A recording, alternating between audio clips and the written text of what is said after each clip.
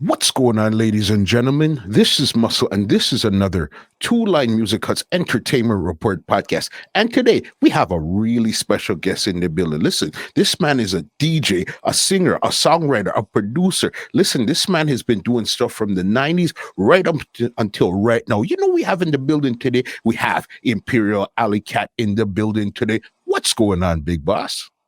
Blessed. My life never easy. Could I write books? Amount of things where happen could I make your shook? Yeah, man.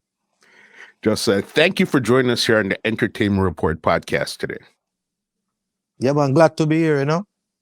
You know what I mean? On this podcast, we like to go right from the beginning and then bring it right up to 2022. So my first question for you is this. Where did you grow up in Jamaica and what type of child were you? Well, I grew up in the Kingston 14 area of Kingston, you know, between Denham Town and Tivoli Gardens, you know. Yeah. Run up and down at the Coronation Market. You see me, I said down at the sea, down at the port, and you know, just a joyous living as a youth, you know, cause as kids growing up, we never normally stay inside. We're outside most of the days, you know. Yeah, man. So we just always out to play, and you don't know, was a humble youth coming up. You see me, I said never too a whole heap of fights and them things that growing up, you know. Yeah, man. So I was a humble person. Got you. What was Kingston 13, Kingston 14, the neighborhood like at this time here when you're growing up in the neighborhood? Well, the neighborhood was rough. Yeah, man. Lot of sufferation. You see me, I say, but this, me was a very determined youth where did have a aim from a very young age, like from age 13, you know. But there was a lot of negative energy within the community when I was growing up. That was the situation. You see me? But I didn't just tell myself, so I have to stay focused, you know, cause you know, yeah. But it was really rough though. That was the vibe of the neighborhood. From there, do you have any brothers or sisters? Yes, man. 4 sisters, man, and 3 brothers, man. Your oldest, youngest, in between, where do you fall? Youngest. Youngest? Yes, man. All right. So what was it like growing up in a household where you're now the youngest out of all of these brothers and sisters? What was that like growing up from your experience? Well, I just have to look up to my brothers and sisters, them, you know. There was like inspiration to me. You see me, I say, because I grew up seeing my brother a very, very bright student within the Kingston College, and I always see him at him schoolwork, at him book, you know, and him love music too. So that was one of the things where helped inspire me to be a musician. But the inspiration I get from my brothers and sisters was them always outgoing in terms of education, them book work, and trying to do something positive. So me emulate after that with the same mentality, you know. That's good there. So then now you're the youngest out of your household and everything. So then now when you were growing up, what did you think you were going to get into? Do you think you were going to get into music? You're going to get into a lawyer? What did you think you were going to get into when you were young coming up? Yo, honestly, I think I'm going to become like some bank accountant. Yeah. Because I kind of like good at mathematics and when they decide to be do the business subjects when I go high school. So my aim was to always become like something in the banking sector if me did go through school to the fullest and never become an artist. Yeah.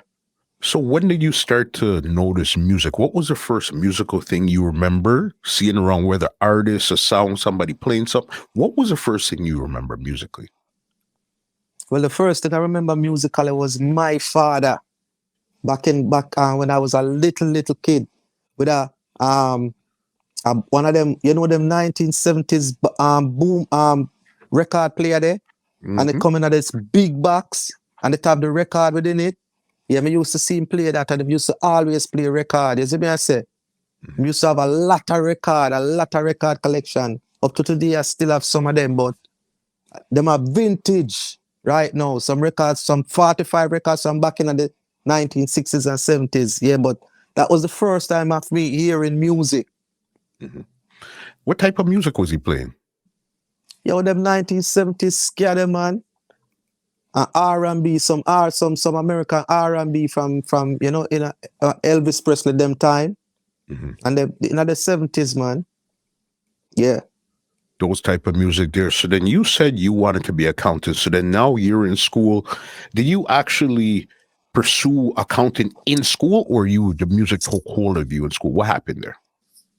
Yeah, I was still doing the subjects them to go towards it, and at the same time when we leave school, me used to head to the studio. So I leave school, head to the studio after school over, anytime after 2-3 o'clock, go to the studio from 3 to about 10 o'clock, and then try reach back home. You see me I say? So while I was trying to be an accountant, no, the music end up get recognized when I went to Penthouse, and I get to record my first song. Okay, Yeah. before we even get to Penthouse, back up a bit here. Yeah. In school now, did you join like a band, the choir? What were you doing in school? Were you doing anything musically in school? Well, the most I do in a school, you know, was every lunchtime would I like be the youth them would have know some of artists, and some of my schoolmates them just beat some drums, and my always a DJ and I mash up the place. You see me I say? And different from that, when at home time and the stage show them within my area, we always go represent and mash them up, and you know, anyway, we know the stage show they're in and across Kingston. We try to find them and go represent. Who did you see that as an artist that you said, this is what I want to be? I want to DJ, I want to sing like this person here. Who was that artist that you see? Oh, I want to tell you, you know, you see, whilst growing up, you used to have this land where they behind where I grew up. So them always have a couple artists that come and a DJ, but Supercat was the artist that really did catch my attention to you know, how my deal with it. You see me I say? So that's how now me end up emulate and say Alley Cat. What was it about Supercat in particular? Yo, at the time I just in pitch and voice and the type of lyrical content them when did I spit at the time. You see me I say? Especially like the vineyard style. The vineyard style was one of the style when I said, Buckler, I love this. As a little youth, because them used to come and them used to DJ live, where the selector used to split the record and then play. But the people them used to keep them party, there was some top-notch people within, you know? And them used to get them top-notch artists there, Shabba and Ninja them come through. And I saw now, I say, yes. I like how the brother your sound, you know. I'm always remember how we mash up the place. You see me? And I saw now, I take on the name, you know. Alley Cat, because you've seen what Supercat and those guys were really doing at that time there. Yeah, man, definitely, man. Definitely, because I think you went to Casey, right? Yeah, man, Kingston College, man. Yeah, man. So then that's a prominent school. So then clearly that will be something where you'd be pursuing your accountant and those type of stuff there. Because I don't think dancehall music is something prominent in Casey at that time there. No, because, you know, Kingston College, most of the youth them may come out of school are some top-notch people, kids, you see me? So everybody are focused on the highest education them can get, and so them can go on to college and things. So DJ thing wasn't a thing them, you see me? And me really push them thing up on the forefront in terms of getting some of the youths them where I hang out with, for, you know, be a part of the situation. Yeah, man. From there. And do you enter any competitions or anything at this time here very early in your career before you got into the business? Well, no, there wasn't a lot of competition when I enter. You see me I say? Mhm. Was couple stage shows and things coming up, but me never enter no competition. So I guess like stage shows from in the area and stuff like that. Yeah, just stage shows in the area, and if we hear say a stage show then in other area, we just go represent, and anywhere, any show there at the time, we try to find it and try to mash it up so the people can talk about it the next day, you know? Mm-hmm. All right. So then even were you like the only artist in the area trying to come up at that time there, or who else were you hanging out in the area at that time as an artist? All right, so at that time they used to have artists them like Frisco Kid. Frisco Kid used to live in the area them time there. You have Ronnie Tweets used to be in the area too. But really and truly, the area never really carry a lot of artists when me grew up. You know? There wasn't a lot of artists coming out of the area within them time. But I can definitely remember those two prominent artists and some other artists who never really have any name, but them just love the DJ business, you know? Mm-hmm. So it was more you, Frisco, and Ronnie Tweet. So then two DJs, one singer in the area really coming up at this time, yeah. Yeah, within the time when me I do my thing, but you have other big artists who come from the area, you know. Mm-hmm. Yeah, like you have like Marcia Griffiths, Gregory Isaacs. I think Frankie Paul come from somewhere in the area to the eastern part of the edge of the town. Mm-hmm. Yeah, man, a few great artists come from the Kingston 14 area, man. Right there, you're doing this stuff. So then earlier you mentioned that you got into a studio. What was the first studio you went to? Even if you didn't get to record, the first studio that you actually got to put your foot inside of? Well, the first studio, I think one of the first studio was Penthouse studio, and that was before me even get the chance to start the real studio. It was from a young producer in the area where I grew up, where decided say him go try some producing, and them did book some time. Mm-hmm. We did the Penthouse studio, and I some get forgot, but it wasn't Penthouse top studio, and them did have like a second studio, a smaller studio, where them like use for do these little one-off things. So that was one of the first studio where I really find myself within to see how the settings stay and know how studio business run, you know? Mm-hmm. And did you get to record with that producer at all? Yeah, man. We record the same night, man, because the song is a song where we did already a push within the area to the producer. Make him hear. You know, we used to go on DJ live. Because I'm going to say, yo, me have a rhythm and with a record and if it sound good. So, you know, we just go listen to the rhythm and we just come up with my thing and we did that, you know? Yeah, man. What was the name of the song there? Yo, you know, I can't remember the song.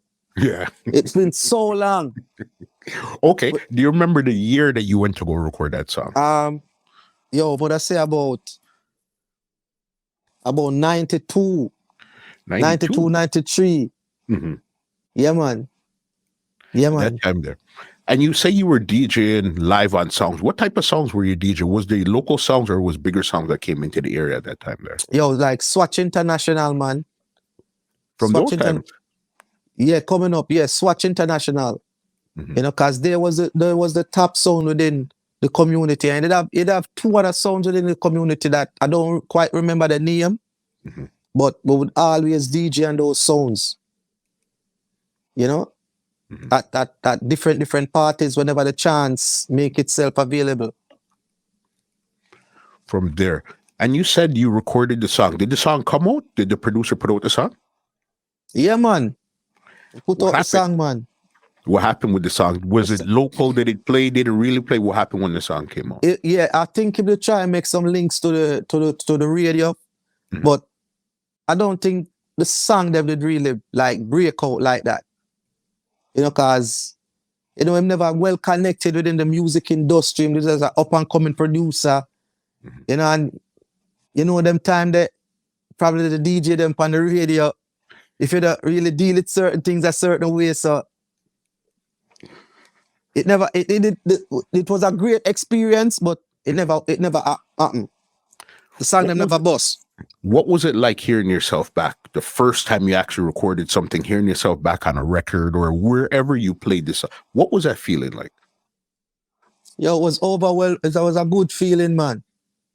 Feel real good. You know, but the first time I really hear myself on the radio was when I get my first. I never catch no real feeling in the past like when I hear myself, but it's when I did my first hit song. Okay, I'll keep that in mind. We're going to keep that in mind before we even get there now. You recorded the song in 92, didn't really go anywhere. So what was your next? So you were still in school at this time here when you recorded that song? Yeah, man. Still I got school and everything, man. So what was your next move? Were you still pursuing accounting while you're pursuing artists? What was your next move, even if it was a next move musically? What was your next thing there? Yeah, we're just still out there on same way.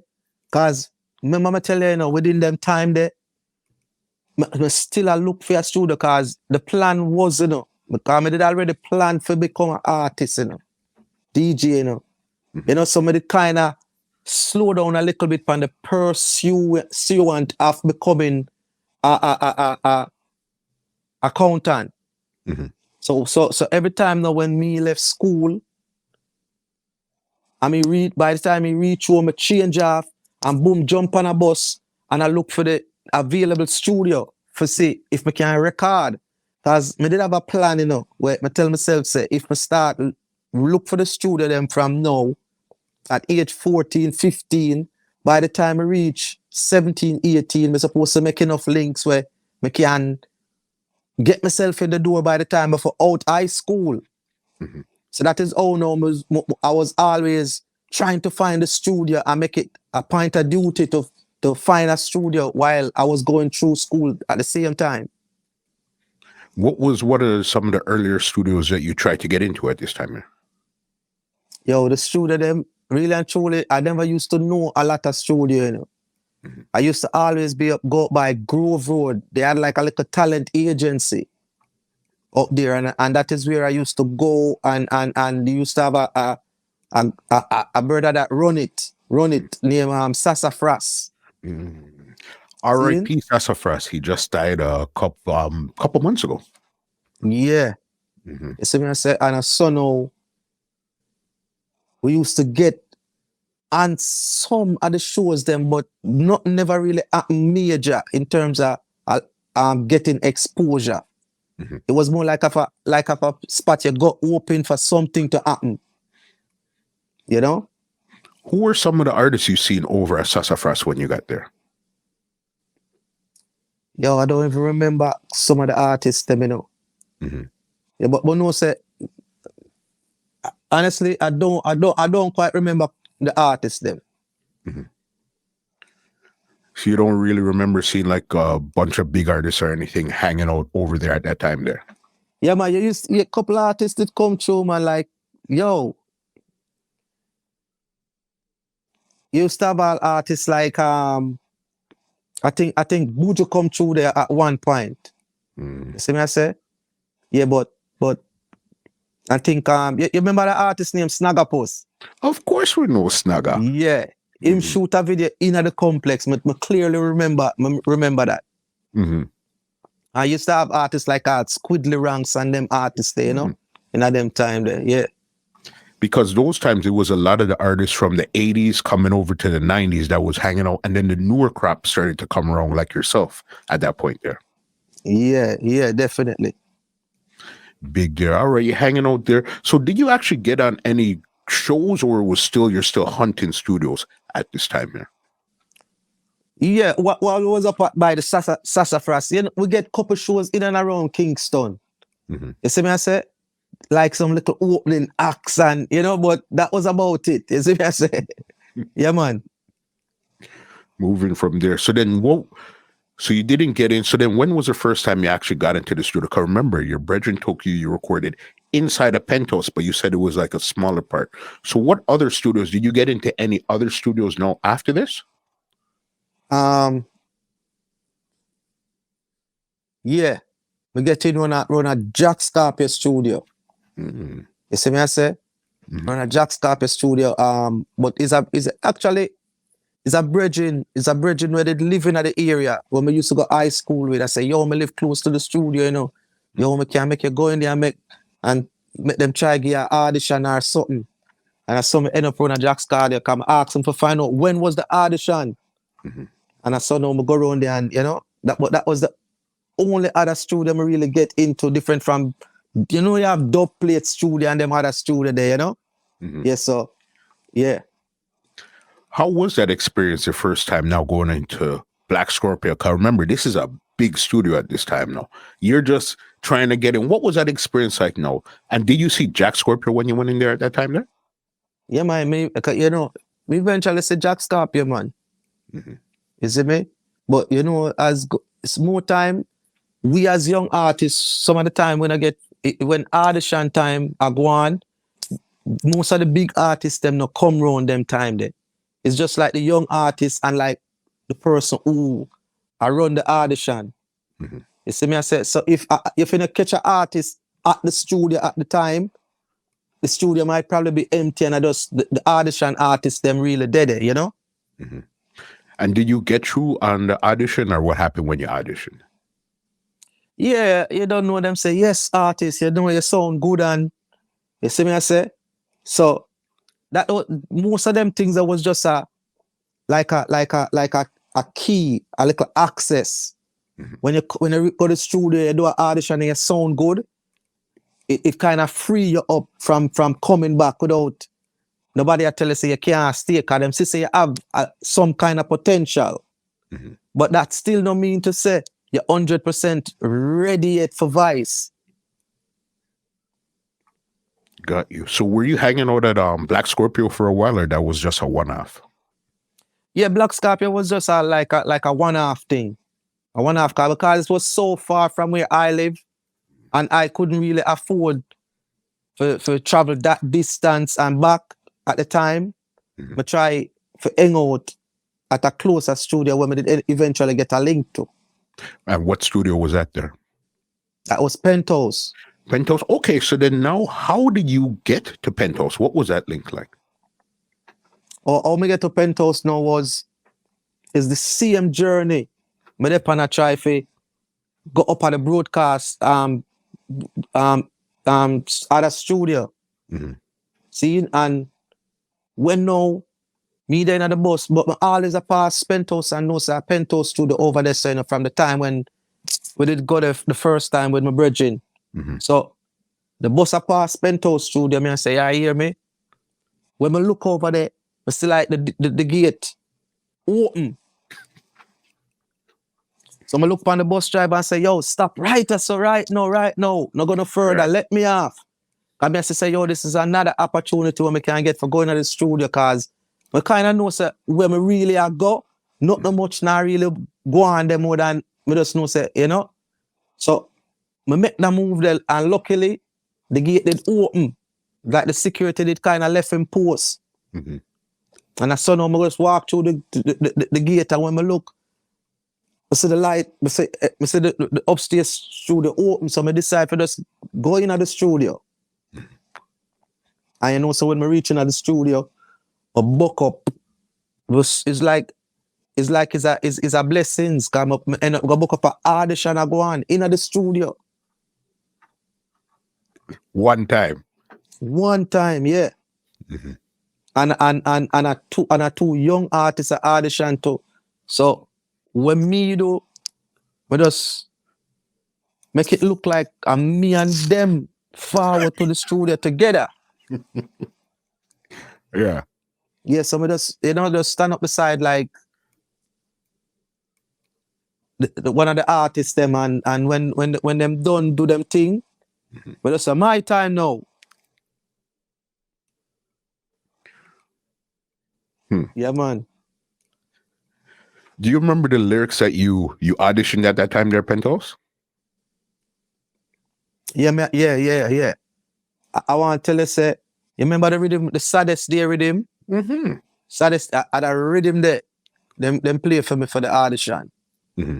You see me, I say, when I remember the song fully, but I remember the melody. I say, woman, you have me in a suspense after me I wait so long. You know want to give me the reference. But clearly remember the lyrics and I want to tell you when at the time when we chat the lyrics, the first two artists when we got into the studio go see, the engineer never 100% feel them. Mm-hmm. But when we sing the song, the engineer say, yo, you need to record this, put on a demo, copy. Which engineer was this? It was an engineer called Andre Tyrell, Rookie. Got you. Okay, Yeah, so man. then Rookie was the first one because we're going to remember this name Rookie because he's going to come down later on in the journey. So the first engineer you'd met was Rookie inside of Penthouse. Yeah, definitely. Rookie Productions. Mm-hmm. Yeah, Rookie. So did you guys actually end up recording the song, putting it down as a demo? Yeah, man, the same night, man. Mm-hmm. I record the song, man. You see me, I say, and him say, I'm going to make the top producer hear this, which was Donovan Jeremy, and him control the studio. Mm-hmm. You see me? So, he must say, yeah, him going to make. Because him, the engineer, love the song. You know? So, I saw now me record on the song now as a demo track. And, but I want to tell you, so that night was the night where me get the key for be able to come to the studio.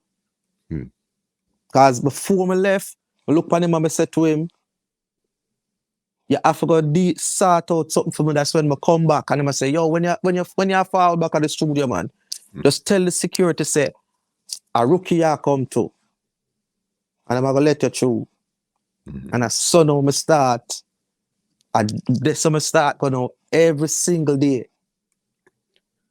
Penthouse. So did he actually show the song or play the song for Donovan Jermaine at this time, or you just had to keep coming back around? No, man, them did play the song for Donovan Jermaine, man. Mm-hmm. And what happened? I record the song. Okay. But I don't think the song, they've never released the song. Mm-hmm. Because them time you don't know me, a young artist still, is my voice still not build up 100% strong yet. So, and the caliber artists where they depend them rhythm there at the time, them artists that did far advanced in terms of them I sing long time before, you know? Mm-hmm. Bury some Bujo, you know? We in one that saddest. So Marcia Griffiths and Cutty Rankin and them artists there, you see me? Mm-hmm. Yeah, man. Who else were the younger artists like yourself coming around Penthouse at that time? Do you remember anybody else that was younger that really made it after the fact? Within them time there, Mm-hmm. I think we used to say Baby Sham them come at the studio. And Silver Cat. Sean Paul me used to say come at the studio. A lot of times. You see me I say? In a little blue,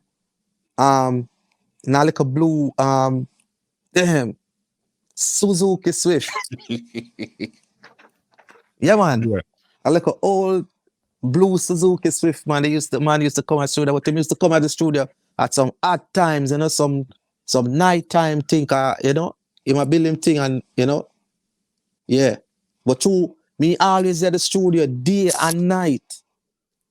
Me say everything will go on. And I saw them used to buck up Sean Paul them when Sean Paul them had tried. No have no hit song, no nothing. Me and them their studio regular. Yeah, man.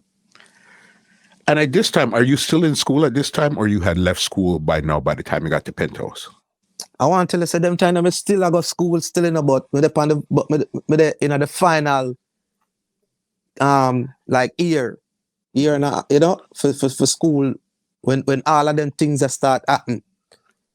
So it's like at the end of the day, the plan work when we did plan from age 13, 14, I come up, I said, if we start hit the road from now, by the time I'm old school. I'm supposed to make some kind of strong inroads within the music if I make some links. And it's like, it play right out to the same way all me did meds it. And you weren't hanging out with the next brethren artists. Are you guys linking up or anything and say, okay, we're the ones on the road, taking on the road at this time here now? Or it's more you as a solo trying to figure it out? Well, still a solo, I try to figure it out. You see me? Because still never have no hit song yet. So it's still a go to studio and just a try to associate with the big artists that were there at the studio already, you know, and hoping we can build a relationship and, you know, try for get in on the studio session them.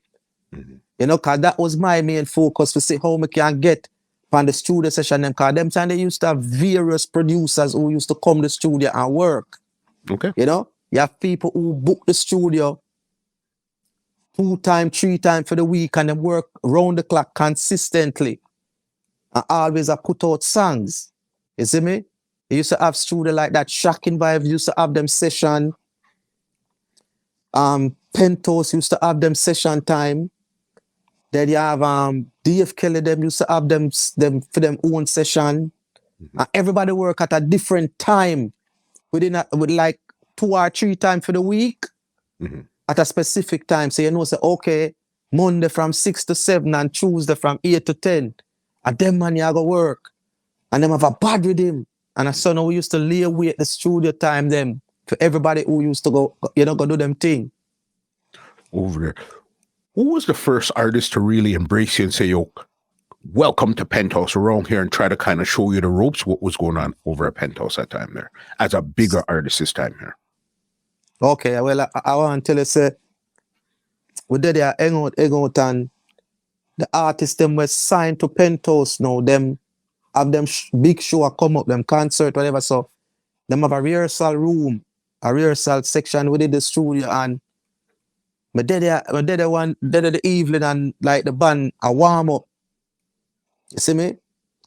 And I think we did say Wayne Wonder was a part of the Penthouse family them time there, and I think him did a, you know, get ready for careers and like my dad is the thing on me, I say me an artist, you know. And the man say, all right, like how the band a warm up, sing to, you know, go and warm up with the band. And I saw no, I go say, boom, and take the mic. You see me, I say, and while the band I tune up them thing, me I spit some mad lyrics. And the singer said, no, youth, you know you're a bad artist. You see me, I say, and I saw now the singer go so boom and say, yeah, I will like embracement and, you know, say every time I come to the studio, the singer always put in a word like, give the youth a chance, you know? Yeah, man, so you don't have to big up you like Wayne Wonder and them youth there, you know? For sure, good. Hanging around doing your stuff here. So then now, when do you actually say, where did you say, okay, come, let's record a song and put it out? What was the first song you recorded over there? Well, the first song we really get for record was a song for Penthouse Record, you know? That was not the first song, but that was the first song that actually came out on a 45. And which one was that there? A song named, I think the song that named It's Too Late with me and one of Penthouse artists. Her name is Twiggy. Okay, you and Twiggy had a song out together. Yeah, named It's Too Late. And that song was recorded on the Champion rhythm, the same rhythm we put it up and say, walk like a champion, talk like a champion, you know? So she did actually sing the song first. And my daddy and to Donovan Jeremy knows him, he's a Kingston College student and he's a KC brother too, you know. So he must say, yo, you know, him look out in terms of them kind of levels there. I say, yo, I have that song here, I'm going to put a combination on it. You know, if you give me a chance, because you know the singer, from the time the singer did hear me, the singer say, yo, give you a chance. I'm going to know, I can put in a word, you know, and I saw now, do that combination. And you said this one actually came out though. Yeah.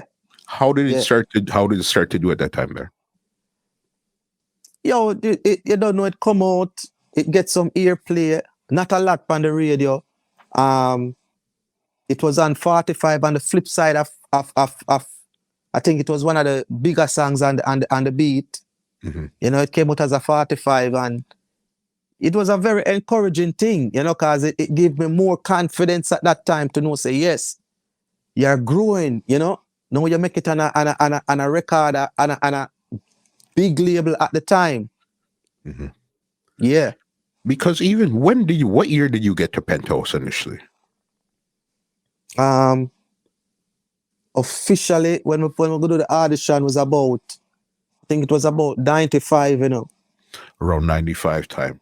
Okay, you're doing your stuff here. So then how did Shocking Vibes get into the mix of, because you're at Penthouse, I know Shocking Vibes is coming to record, and then they were in the complex later, but how did you link with Shocking Vibes in this time here now? Oh, remember, I know, as I tell you, you know, we used to lay away at the studio session them. Mm-hmm. You see me I say? So we know when Shocking Vibe work too. You see me I say? So because me mind know we not get no big song yet, you know. So every access where we can get to any producer within them time there for voice, Mm-hmm. we try to do it. So at the same time too, Shocking Vibe them did a rise for them thing to as a production label. Mm-hmm. And them cause them time they, you know, producers I look for artists for put out music to sell 45. So me get to realize that once you're lyrically good, them time there a producer will always ready for record you. Mm-hmm. Because him a look for that song there where him can go put in at the record shop. You know, cause them time the record used to sell it no matter how stupid the music is. The DJ them a come at the record shop on Friday when them get paid, and I say, where are the latest song you have? You see me I say? So right there and then, a producer not gonna hesitate for voice you from him know you, from him hear you spit a lyric that it sound good. Mm-hmm. Yeah. So did you have to audition for Patrick also, or you just, how did that connection happen? I want to let the youth them kind of see the vibes, you know, from over the Penthouse vibe, you know. Mm-hmm. As it's a Penthouse, them a show with little love and things. So you used to have this youth name Paul Terrell. He was the like the scouting engineer where look for the artists them, and if the artists them sound good and tell them say, yo, come over, you know. Because them time they, at the same time they're too Shocking Vibe themselves and look for artists, help build them label, Mm-hmm. you know. So as so now the youth say, yo, just come through on the program, man. And I go through on the program and them I think them they play a couple rhythm in my ear and my audition for them. But Patrick that wasn't there when we audition, it was the Paul Terrell youth. Mm-hmm. Him. And I say, yes, you sound good, man. They can always come on the session, them, man. And all a vibe. From there, and then what was the first song that you recorded? You remember the first song you recorded for Shocking Vibes? Yeah, it was a song on the corduroy rhythm. Beenie man, they'd have a song on the rhythm. I say, I want you dance, we Beenie fine again. You know? Rose, you know, and my end up voice a song on the rhythm where say, a gal want war through you take with she man with the body where you got and the good ambition. But no matter the woman, you know, I'm talk a bag of things, but still never make it on the rhythm, like get a hit song, cause Beenie man them song and them thing that done overwhelm the thing in terms of promotion and how it lock the place. So, you know. So at this time here, was the Shocking Vibes crew formed already, like the Beenie Man, the Tonto Metro, Snaggle Post, Silver Cat, Little Kirk, and all them? The crew was formed already at this time here when you just started to record for them. It's in farming. It's coming along. But I know them have Beenie Man at the time, and Tonto Metro, you know, and Little Kirk was there at the time. Mm-hmm. You see me I say? And I think while I was trying now to do the first couple of recordings, then now I think the Tonto Metro them came along and everybody else. From there. So how long? Because I know you're with. Did you sign officially to Penthouse, or you were just in the area with Penthouse? It was Penthouse at the time was like a verbal link, you know, and at the time, because the singer, we the one that was a part of Penthouse, and he was one of the first person who like say yes, you know. So I would consider myself there in the at the early time, you know. But while I was working with Shocking Vibes that show me like every rhythm with Shocking Vibes I come out with. And I say, yo, vice on it. But so Shocking Vibes that give me all of the recording opportunity. Which at the time, me so lyrically inclined. I say, yes. I get some good acceptance vibration, you know. Because I know you recorded a lot of music with Shocking Vibes. You recorded some with Penthouse, but it seems like you recorded a lot with Shocking. Yeah, man. Because remember, you know, I build a label, and yo, them a come out with a lot of rhythm, man. And as me I say, remember, as the same thing me tell you, you know, them time the producer I try sell records, so the more song them can have for put out, the better for them. That time there. So how long did it take for you to actually find your breakout song now? Girl Tour. Because this is another Penthouse production on the Urkel rhythm there. How long? It wasn't a Penthouse production. It was sorry, I mean Shocking Vibes. Yeah. On the Urkel rhythm there. Yep. Yes, I. Yeah, man. How long did it take you to actually find that song there now? Well, that song, I want to tell you, you know,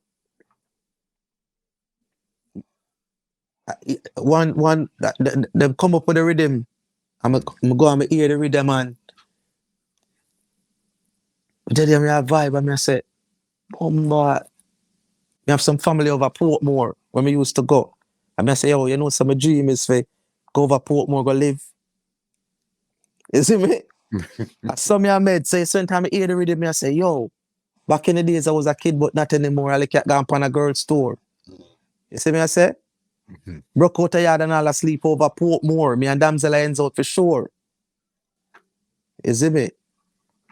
And come up with it with a vibe. You see me? I mean, I have to give thanks to the singer pan that too. Okay. Him help me with a couple lines in the song. You see me, I say? Yeah, and a soooo, me record the song now. One of my best record in this now. You see me? Yeah, man, I tell you, say, this everything start musically. And the crazy thing with it, you got to remember, there was the Beenie Man on it, the Lady Saw, the Mega Bantan, and there's a whole lot more. But the 4 big songs on the rhythm was you, Mega Bantan, Beenie Man, and Lady Saw, and you're the new one out of everybody. All right. Yeah, man, I had the latest craze at the time, man, because the rhythm was the hottest rhythm in the dance. You see me, I say? And at that, no, right now, me I tell you, say, things are normal when the song they drop. And that was 96 though. Yeah, 96, I go to 97. Okay, you're telling me earlier about how you felt when you heard this hit song now. So tell me, how did this feel when you heard this song and know, okay, this song is gone? And how did you even know that this one is out the door? Yo, cause every single day I turn on the radio, every radio station, a DJ no come off and program unless me hear the song. And I could have turned on Fame, I could have turned on Hits FM, Irie FM, you name it. You see me, I say? And everybody I ask, yo, who the new act there? You see me, I say? So the feeling when we get them time to know was the real take off feeling. So that feeling there was like a joy where different. Yeah, man, come make me I say, yeah, this is it now. My thing gone on another level, you know. Yes, sir. So when this came out, did you start to do like a lot of more shows at this time here, especially locally, or did this song make you start to fly? Yeah, man, that's the song, yeah, man. Start take me all over the place, man. Mhm. Many different places we start go. Where was After the that first song, yeah. place? Where was the first place you left Jamaica and went to go perform? I think it was Cayman. Cayman was the first place. How Yeah. was that performance? Yo, the performance was good, man. But I want to tell you, you see a lot of them show them from them time there. Me just know say the show them did pack, me mash them up, and it was like just crazy. Yeah. Because there was so much at that time there. Yeah, man. Whole heap of show, man. You get it there. So, okay, so then now, as you said, you're kind of linking and it's a verbal agreement you have with Penthouse. But Shocking Vibes now, it gave you the first big song. So did you basically become like a Shocking Vibes artist right away as soon as you got the song, or that was over a period of time? Well, the thing was when we start with all of the recording them and then Shocking Vibes, and we end up start talk with the management now. Them I say, boy, DJ, you have to just look into the thing, and know. I say, ooh, I give the hit song them. Ooh, I give all of the recorded them. You see me, I say? So it was a consideration we did have to make within the time, but them kind of show me a light towards, who I give certain opportunity. Because at the same time, them I try for really look artists who really have underneath them camp.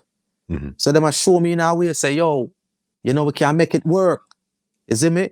But at the same time, Penthouse did have a lot of artists in a Freedom Rasta already where probably wouldn't even get that great opportunity if we never did probably make the move and say, me I go work with Shocking Vibes, Mm-hmm. Because everybody was at this time, did Shocking Vibes, did they get their space in the complex yet, or they were still recording out of Penthouse?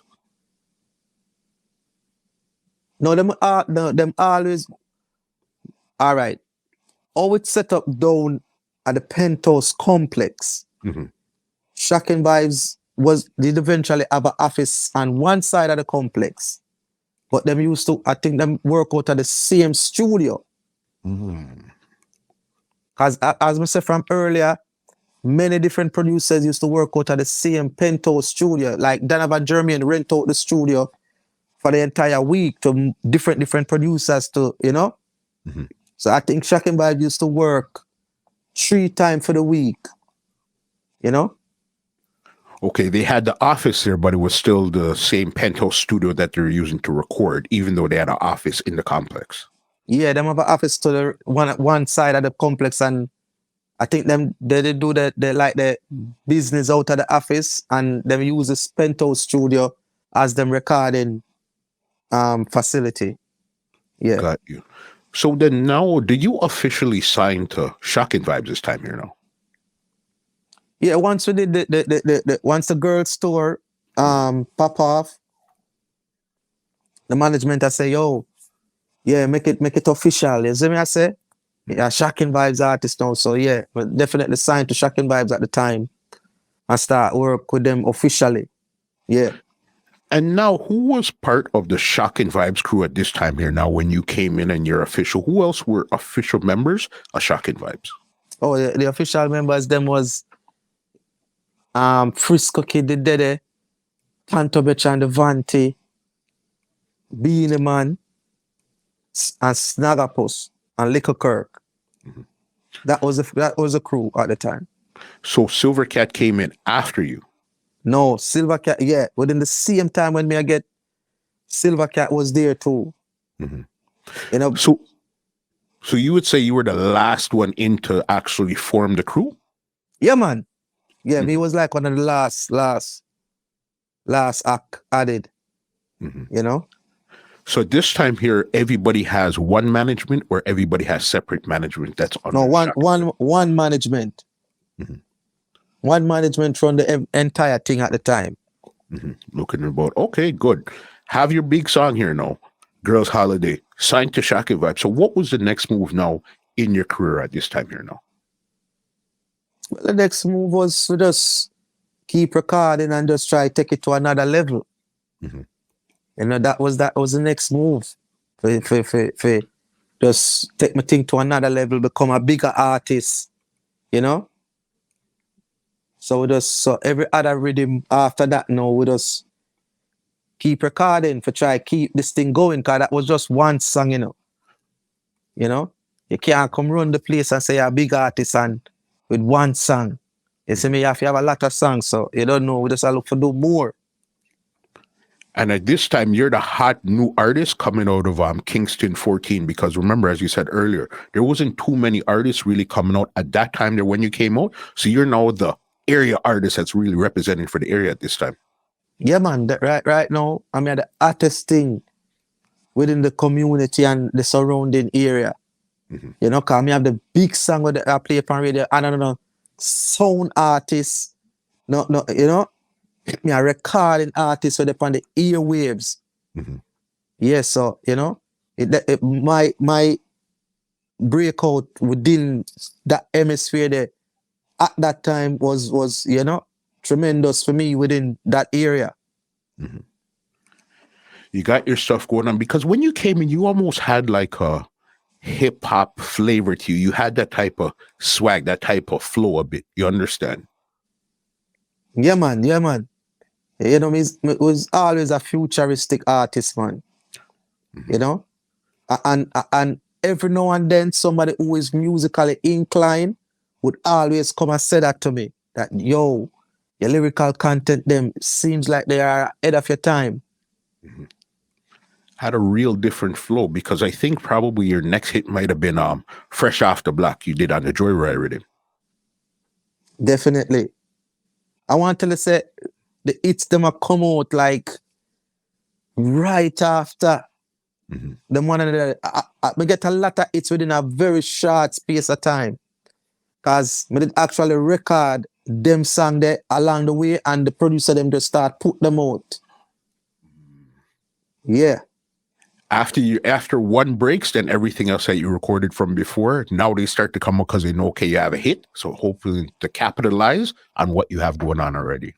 Yeah, you know. And but well, at the same time, them I release them rhythm there too for them label, you know. Mhm. You know, so I'm always one of the hottest young artists now. So every producer want work with you, you know? Because that's what I was going to say. Because I know even though Dave Kelly wasn't the super Dave Kelly at that time there, he was still coming up, but he wasn't working with every and any artist. How did you get to link with Dave Kelly to actually record that song there now, Fresh Off the Block on the Joyride rhythm? Okay, remember now, you know, say all of the producer them a work out at the same studio, different days of the week and everything. And that's how we hang out. So you know, say all of the producer them are aim forget it song, a song pan radio I play every day. So remember now, me done it with the Shocking Vibes song. Mhm. You see me? So and Shocking Vibes I promote them thing to a high level. So right there and then now, Dave Kelly and you know, see everything we are going in the media, in the print, you know, the shows them what we are do. So it wasn't easy now for me to end up vice for him, because him I say, yo, that youth thing I go on, me I go give him a chance. Mhm. And wasn't it because at this time here, you were officially signed to Shocking Vibes already, so it wasn't an issue to be voicing for other producers while you're officially signed to one label? No, because at them time they me have so much lyrics Mhm. and so much material. It was like a family thing within the studio. Mhm. You see me, I say it wasn't all that looked and in a negative way for work with one of the other producer them who I use the facility. Mhm. The producer them did kind of have that unity there with the artist them. Even if you know notice Beenie Man do a lot of songs with Dave Kelly too and Penthouse, Mhm. you know, because them all have the unity there amongst them where it you know, Mr. Roberts would feel a way if Beenie Man do a song for Jermaine, you know? Mhm. So we could have vice for other producers Because it's like a bridging thing, Mhm. family thing. Big, because I know another big song that you got that plays to this day that you got from Dave Kelly too was Hot Gal. This was on the Stink Rhythm. How did you come up with this song here now? And I want to tell say the song that come about was from when they have a song from them long time there. Mhm. When we have the first producer, Mhm. we give me the first chance. I want to tell you that the producer name Razzle, right? And end up because Razzle Dazzle was his name. Mm. And because his name was so, pronunciation was so funny, I end up just start vibe off for the name. Razzle Dazzle Sazzle. I never said the fuzzle. And from them time, them have that melody there, More than 3-4 years before me get the break. Mm. I use back that same melody there. When me hear the Stink with him, I'ma flip it and say, a girl say she yatta, but I better she say ma, are you the man prefer? Everything is better.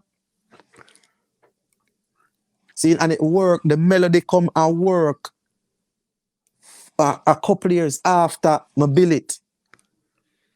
So that to Look how show you long I from, had it put down. eh? Look how long you had that put down. That me I show you, man. That to show you how futuristic I was from them time there. Mhm. I not even really recognize say a them potential and them abilities them have as a musician. Yeah. Do you remember the first place you guys flew out as a crew, Shocking Vibes crew, officially to like North America or Japan or to Europe or one of those places there? Yeah, man, I tell you, man, a key man. No, but I'm talking after this now. Everything is sealed up now where you went to like North America to a big country now, where this is now you're in the big leagues. I think one of the first flyouts we did in them time there was I think in England we did go. Yeah. England was one of the first major flyout, you know? How was the reception for somebody like you now that you have these songs? It's your first time going here. What was the reception like going out there?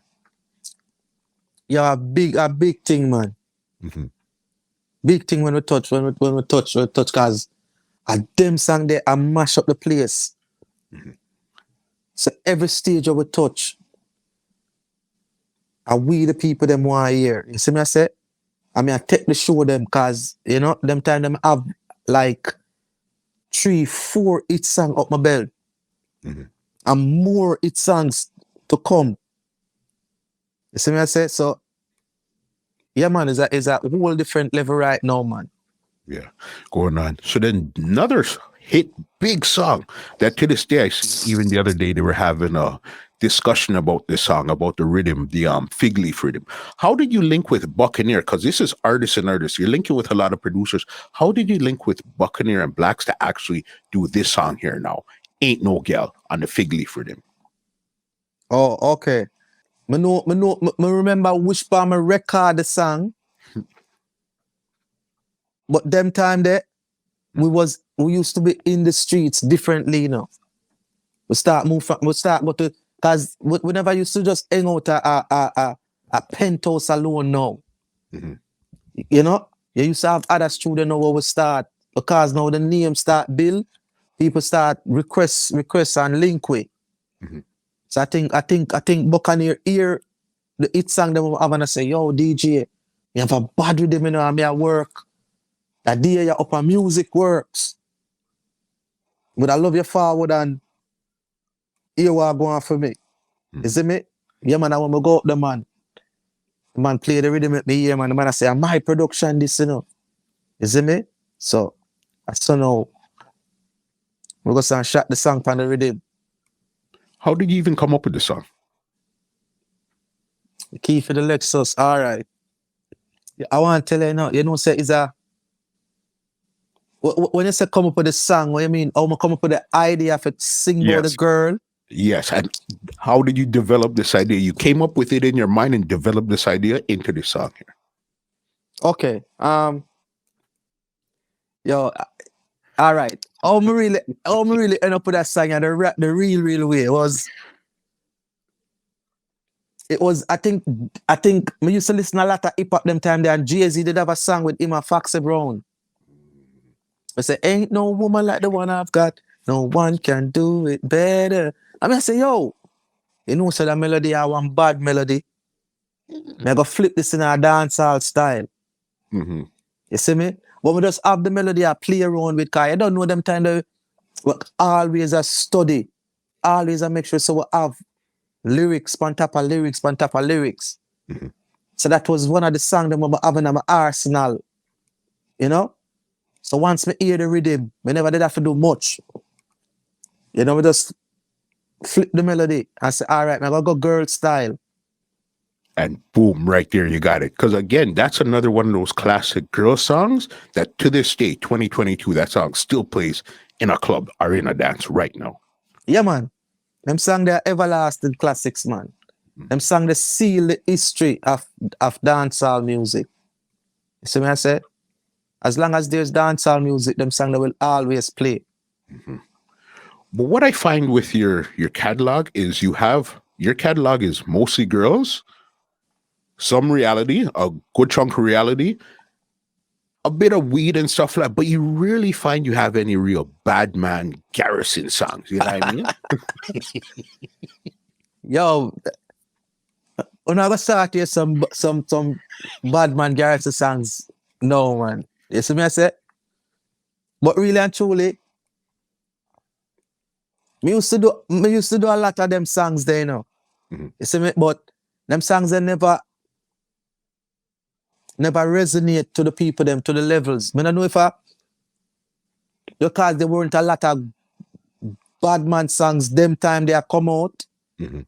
It was just more juggling rhythms with the most innovative ideas. Mm. You see me? The mentality of, you see me, the bad man song at them time that wasn't that prominent. You see me? I say, 'cause if you notice within them time that a lot of artists come out telling stories, like artists like General Degree, and you know, it's just you know, that's why them always say the 90s Mhm. is one of the best era because of the type of content where the artists them normally put out within that period of time. The content is so innovative and catchy. It lives with the people. You're right. Okay, since you're talking about innovative, a name that we spoke about earlier, Rookie Production. I know this was one of the earlier ones you did with Rookie. I think it was called Skunk, and it was you and the Joker that did it, where he has that computer voice at first, and then you jump in. How did you guys come up with something so innovative at that time? There like that. Yo, you know, a rookie me I forget that too, cause I him come up with the idea. Mm-hmm. You see me I say? A rookie come up with the idea for that song there. And rookie said just me I go play this. Him did already have everything set. Mm-hmm. You see me I say? And me just go DJ my part over the Joker part. Him did have it pre-prepared. Mm-hmm. Yeah, cause rookie is like that as a producer, you know. Mm-hmm. Where him have him own ideas and him have him think how him want it for sound, and him write him thing them too. So him did have that well prepared when him write, and I think him did actually do the vocals in the song and put in effects and the stuff them in and around it. Mm-hmm. Yeah. Big, big, big. This is another big song. This is you and Rookie again that came up with this one here. This is a little later. I'm going to go for it to come back. Want to cover some other stuff. But this song here, Pony a Day. How did you come up with this one here now on the Superstar rhythm? Yo, it was just a one of them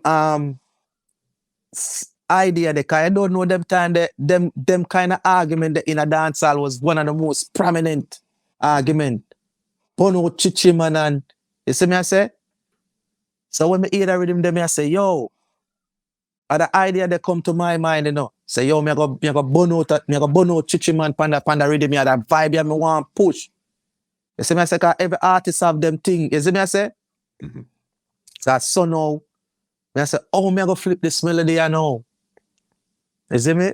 Oh, me go burn them out. But at the same time, when me I build the song, me I say, me want to build the song in a diplomatic way where it not really affect me in a major way. More build it so diplomatic, me can burn my fire and nobody can, you know? Yeah, so I saw me end up write the lyrics. So even though you might hear the song, the lyrics still write with a farm. And that's why you always hear me tell you, say, within them time, the music, them have a certain type of creativity around them. Mhm. Yeah, man. It wasn't just so raw put out there. You actually had to think. You had to really. You as an artist, anybody could say whatever words and make up a song. But as an artist, to be creative and make up something that nobody else is thinking, that's really where it goes. Yeah, man. Yeah, man. That are the one of the. Remember, say, that make me stand out, you know. Mhm. You see me? That make me one of the prominent artists today that come out from them, but are the things them where we are say it always a mesmerize people. You see me? No matter how them try to go around it, whatever, the words them and the melodies them is the thing them that always make we stand out because we are true artists. Because even that song on the Superstar, this is when the Superstar was hot, but this is when you would get those stage shows where it would be you, Bounty, Baby Sham, General B, Roundhead, Ghost, everybody just running up to the early Vibes Cartel. Everybody just rushing to say, what were those stage shows like those times here where everybody's just, okay, touch and Lego, rhythm. What was those vibes like at that time there? Yo, them vibe was tremendous, man. Big vibe, man. If you know, say, yo, you stand up amongst some of the greats, them within the same industry like yourself. You see me, I say? I know, say, all I want to can up on the stage together. I know, say, every time you go and go and sing a song, you know, say, the crowd are real for you, just like how him a do him thing. Yeah, man, a good feeling, man. And, you know, them thing they bring unity amongst the artists, them too. Yeah, man. Because again, as I said, there was enough people using dubs and Superstar rhythm was hot. So you see when that rolls out, it's come take your 2-line and cut. If it's your turn again, you'll get it. Those times I find that the stage shows were epic. Almost every night or every weekend, there's stage shows every crevice at every corner at that time there. Yes, man, definitely, man. Stage show them did well enough them time there. You know? What was it like your first time on Champion in Action? Because now, you see, when it came to Champion in Action, West Kingston Jamboree, and Jim Brown Memorial, one name you're going to hear synonymous with those shows at one time was Alley Cat. No ifs, ands, or buts. Yeah? What was it like your first time on Champion in Action? Champion in Action, I'm mad something, man. And remember, you end up go back, say, me's an artist, so always sing a lot of girl song, but me never to whatever with the gangster thing them. Mm-hmm. Yeah, that me try to show you, you know. You see, me might never sing a lot of girl song, but when we use that creativity there and put it towards how effective it can be, okay.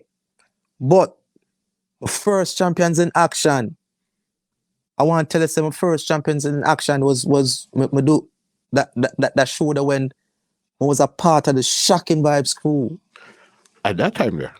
Yeah, when I do my first Champion in Action. Mm-hmm. You see me? Because even though I come from the same community where them I put on the show, but they already signed to Shocking Vibes. And them reach out to Shocking Vibes. The Shocking Vibes be a part of the show. Them want the Shocking Vibes, them reach out to Shocking Vibes crew to be a part of the show. And me go do the show underneath the Shocking Vibes banner. What was that feeling like coming out on stage and you're now the hometown hero? You understand? You have West Kingston lock at this time as an artist. What was that feeling like now coming out on that stage and getting that welcome from the people them? Yo, overwhelming, man. Was overwhelming, man, for no say. You know, are the same people them who, you know, a long time and you know you can come now, come perform in front of them in a whole different setting. You know, just like somebody where them never see, where them pay them money and come out to see. You know? But I want to tell you, you know, there was a little happenings what happened the first time I got out on the show, you know. Underneath the Shocking Vibe banner cards. We all our work underneath the banner as Shocking Vibes crew, you know. See, but me not get for sick. But remember, you know, me have the anthem, you know, we are mash up the place, you know. See? So we are working underneath Shocking Vibes banner now and I do the radio songs them. The songs them where depend the popular songs them. So now when everybody don't do the songs them now, them ready for exit the stage. You see me call them and say, yeah, them come on we work as a crew one. So me I say, hold on. You see me I say, step out of the box now, you know, cause me I say, you hear me? Me cannot come a Champions in Action and have the big anthem and not sing it. Me cannot make them exit the stage and not do that song. So me have to say, you know, and them have to say, come. And me I say, no, me have one more song to sing. Bandsman, strike it up. You see me I say, and so now when time I go so boom and turn to the crowd and go so rrr. When me see how the crowd lift up, man. Not even Beenie man go around me that night the inner the crew. Just because I was determined to stop and do that one song that before me exit the stage. What song is it that you're talking about here? Downtown Anthem, man. The TG Anthem, man. Listen, you see when that song there turns on, especially in TG and those places there, boss, different thing. Yeah, man, a big song, man. The people them love it, man. You see me? How do you come up with the TG anthem? Even though, yeah, I know you're from there, but how do you construct that and put that together? Yo, it's just, all right. How we come up with them song there? Most of the dance we used to keep them time there just within the community. You see me I say? People never used to left from outer road and come a dance in a them community. It's just the people them within the community just do them thing and hold them vibe. You see me I say? And we used to always go to the parties them and see how the parties them operate and get to see the top people them, who the people them look up to within the community. So me I say, as an artist now, on the rise, I said to myself, yo, you know, some really need to have the respect of the most influential people them within this community. And I saw now, I go say, yeah, here me I go put together.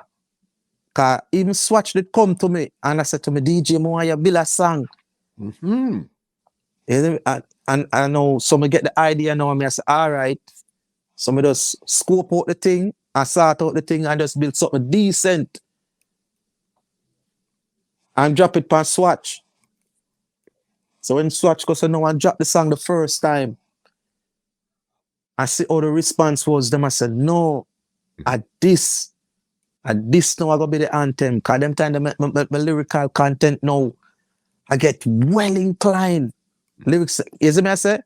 My headspace, you see me I say? Yeah, man. That was a good thing because remember, the area, you're the artist, Swatch is the song. So Yeah. then you have, once you're pumping out the good work, Swatch is going to continue to play the hits. So it's like a win-win in that scenario right there. Yeah, man, definitely, man. Definitely. And you see and the anthem was a song where it's like it paved my concrete respect within the community, cause when them see how the song dominate and make the people them feel, and the song wasn't a song where I deal with violence and them something there, you know. The song now promote no no violence, no. It was just a feel good song. Mhm. You see me? And when swatch them see how it resonate to the people them within the community, they must say, no, this have to be the anthem. You have to get the anthem, yeah. Because I remember one year at Jim Brown Memorial, this was Lynx and Mataran. They were playing, but the DJs was you, Bounty, Baby Sham, couple more of them. You were the last person to DJ. Listen, you see when you turned that on, the amount of shot them you could hear on the video was crazy, boss. And they said, okay, I hit that last artist. Crazy, crazy, crazy when that song turned on. Yeah, man. Yeah, man. I that them for no man say, we lock down all right. Me was the artist who make the whole entire music industry follow me. Me, all of them follow. You see me, I say? No matter all the song them where you hear from Buju them, Spragga Benz, Elephant Man, come right down. And my anthem inspired all of them artists there to do what them do. You see me? All of it, because when them see the impact where me create. You see me? Yeah, man. And it's not no bragging thing, just the real truth.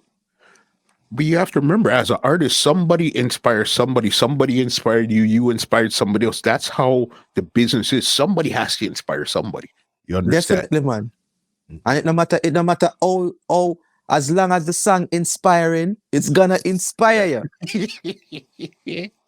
You see, Yeah, and, man. and no matter how me sing the song, whether it be a reality song, a girl song, a gangster song, Mhm. it always have an inspirational vibe to it. It no matter the category where the lyrical content in it, the inspiration is always there, and that is what makes an artist a hit artist. That makes sense. You have to be able to inspire no matter what category of lyrical content you put out. Mhm. Yeah. Let me take you to a thing here. Another producer. This one here is a real big man producer. You working with Steely and Clevie, Studio 2000. This is when you got your song Brag and Boast on the Copycat Rhythm. How did you now link with Steely and Clevie now? All right. I want to tell you say upper mixing lab. Mixing lab but the day, you know, I do some dub. Mhm. And but it looked like Steely and Clevie them did just a roll through. You know, more times up this as a studio where artists just come and hang out and all a vibe, you know. And somebody did link me for do a couple dub for a sound, and I some up there now I do my thing. And by the time I come out of the studio and going to the yard, there was a portion to artists and producers that I egg out, and Steely and Clevie was one of the man them. We did it. Mhm. But them time as me I tell you say my thing well popular, and you see me? So I saw no Steely, I say, yo, DJ, yo, me have a bad with them round the studio, more you pass through and come here with sound. And I saw no, him tell me when I'm a forward round there, and me I say, all right, me definitely gonna find the right thing for this. You see me, I say, yeah, man. And I saw no, me come up to the glamour girl, you know? What was it like working with somebody like Steely? Because a lot of people, you have two different versions of Steely. You have people that say he was a rough person and he would bad you up and you have to know how to deal with him. And you have other people that says, you know what, he really cared. That's why he dealt with you. Like, what was your experience dealing with somebody like Steely, especially? The thing with Steely is me never do a lot of hanging out with Steely to really get them personal experience there, as well as some people that say, you know. But me know say Steely them was a serious set of man when it comes to recording the music and dealing with the music part of the something. Mm-hmm. You see me I say? And as some of Steely them did really work at the time, it was more of a come studio, hear the rhythm, hang out for a few minutes, I'm write the song and then vice. I saw my work with Steely them. When me and Steely them never done a whole heap of hanging out and them kind of vibe there. Mm-hmm. You know, but we just know say from the attitude them a Steely give off, them are some no nonsense person. Mm-hmm. And to me, I think that Steely is a brother where get easily ticked off if you come with nonsense. And probably he was the person who always give it to people who probably might come and say the wrong thing, and probably that's why people say, you know, him hard to deal with, you know? Mm-hmm. Definitely right there. Another let's get through the shocking vibes and then we move on to there. How was it now being an artist in the camp, being headed by Beenie Man? How was it to actually be in that camp there, shocking vibes? Yo, it was a good vibe being in shocking vibes, man. You see me I say? But you just know say he's not the top artist, you know? So we just work according to how the program run, you know. The only thing we would have said we do in the Shocking Vibe school is that we do a lot of a lot of shows. Mm-hmm. Yeah, man. A lot of shows, man. Yeah. And you guys were a big camp traveling around. And I mean, it's probably like 12 of you guys between artists and everybody that's traveling on these shows here. Yeah, man, definitely, man. Yeah, man, a lot of shows, man. I would travel a lot of places. You see me I say? Mm-hmm. Yeah. Is there one show in particular that sticks out that you'll never forget while you were in the Shocking Vibes camp? Yeah, is a show we do down in Guyana. Okay. Just 3 hours the book on a show them. Me, Snagapus and Frisco Kid. Mm-hmm. In a stadium. You see me I say? In a Guyana National Stadium, me, Frisco Kid and Snagapus at the time. And when we're looking at the stadium packed. Every single song, line for line, the entire Guyana crowd are sing. And I say, yes, we'll never forget that moment here. Mm-hmm. That was one of those big ones that stuck out in your mind. Definitely. Yeah, man. Mm-hmm. Talking about even Beenie Man too, I know you recorded the song with him, but this was with you, Little Lenny, Beenie Man, and Devante in the song called Good Times. And he even has visuals for it too. You remember that song? Yeah, definitely. Good Times. Yeah, man. How did that song come up? I want to tell you, say I think a Little Lenny did have the idea. Yeah, man. He produced the song. Yeah, a Little Lenny did have the idea and the song done set out and everything, man. Mm-hmm. And me just get my part and me just go record it. Yeah. And you guys did the visuals for that one there also too. Yeah, definitely. But the visuals feed. Yeah. Was that part of the reason why you left Shocking Vibes, or why did you end up leaving Shocking Vibes? Nah. I that wasn't because of that, you know? Mm-hmm. I walked away from Shocking Vibes because I felt I could have done much better than what was happening at the time for me there. Yeah. Because that's why I asked you from jump if everybody had separate management, or it's just one management trying to take care of all these artists at the same time. Nah, man, it was the same management, man. Same management, you know. But at the time, when I decided to walk away from the situation, was I felt that I could have done better on a financial level, mm-hmm. according to the compensation that was being handed down to us as artists. Well, especially to me as artists then. Mm-hmm. Yeah, within that time, you know. You see, when an artist just break out, that is the time when you get the most bookings and when you get the most show, when they are the newest thing on the block. Mm-hmm. Every promoter would want a piece of that. The artist have to come, you know. Mm-hmm. So, you know, doing our thing for a while when we say the compensation is not to the way how it's supposed to be. Me I say, you hear me? Me feel like me can, you know, be compensated on a better level if we get a different agent. Because as I tell you, we're in the streets and we are work with a lot of producers. You know? Yeah. What was that conversation like with Patrick when you decided, when you were telling him you're ready to leave? Yo, it was regular, man. You know? Because when me see how somebody show them when we are do, I go and me I say, yeah, hear me? I don't think me I go be able to go up there and do another show knowing that the same kind of argument that me I get. I forgot to talk to the management and tell them, say, listen, me can do this on my own better than what I go on right now. It never mattered to me how big Shocking Vibes was. Never mattered to me. You see me I say, but just know, say, at the end of the day, you have to survive. Yeah.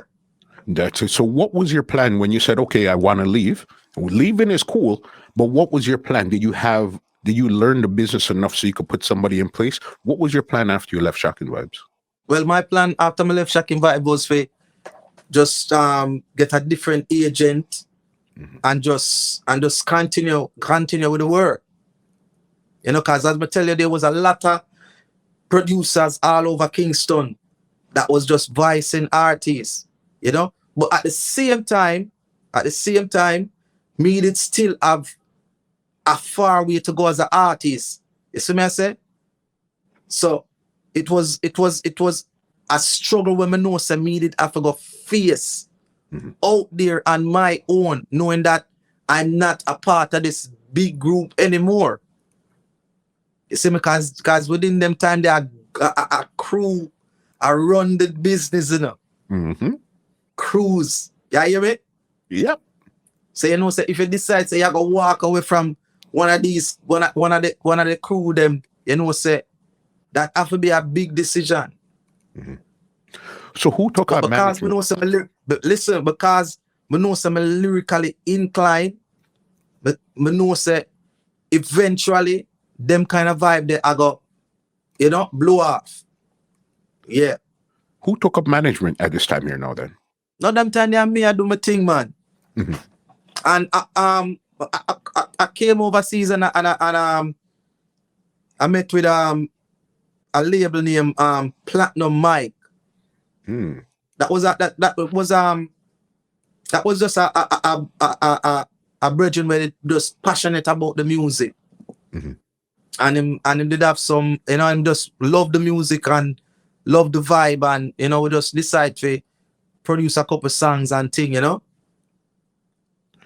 And that was good. So then after you left, was it as easy to continue doing what you're doing, or it got a little hard at that time there when you left? Yeah, they get a little more rough in the road. You see me I say, but me know say that is what me I forgot face and overcome, cause now me I do this for my own. So me I say, yo, whatever struggles come with it, me I forgot just deal with it. But non-stop work. But really and truly at the time, me I learn how to create my own beats them, and me I learn how to make my own music. You see me I say? Cause as me say, when you walk away from a major label like a Shocking Vibes at that time, you know them have a lot of connections within the music. So when me say, okay,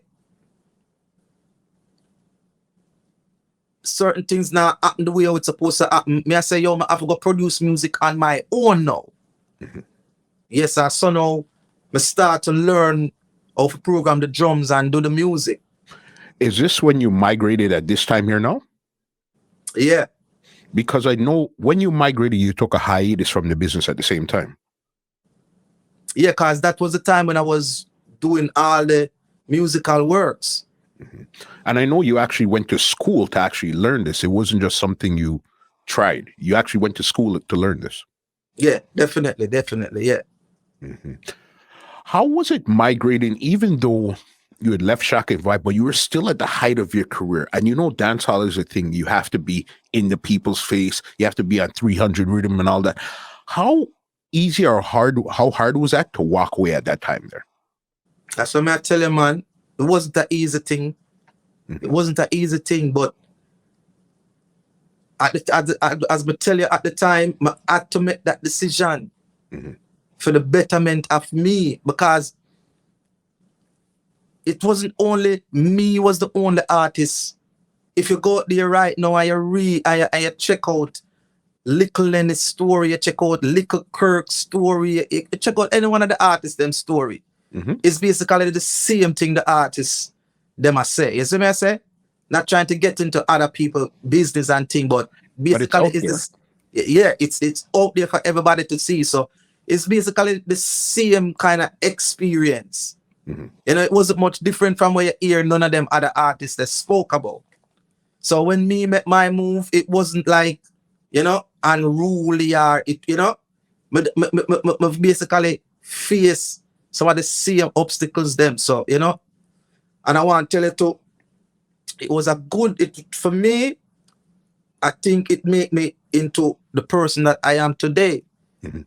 Because I want to tell you too, immediately when I walked away from the shocking vibe thing, like 3, 4 months after, I could have earned enough for start do some great things. Mhm. You see me I say? So it wasn't a stupid move on my part. Mhm. Them time there, yeah. Right there. So then, even the name Imperial, was this before the hiatus or after the hiatus? The Imperial name came around. No, the Imperial did it from long time, man.